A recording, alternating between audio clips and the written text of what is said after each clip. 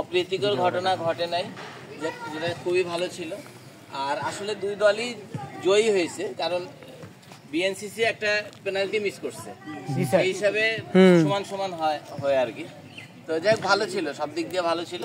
তো আজকে আমরা খুব ভালো লাগলো, ভবিষ্যতে আরও খেলা হবে এইভাবে এবং এটা অব্যাহত রাখবা। ধন্যবাদ।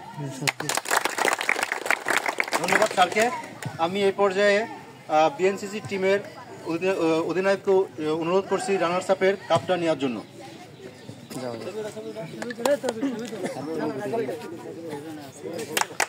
মোটা ভিডিও মোটা ভিডিও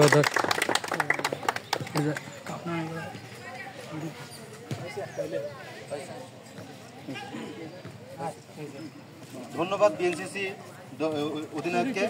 এই কয়টা ফোন ধরু মোর হাত চ্যাম্পিয়ন দলের পক্ষ থেকে নোট নেবে কিনা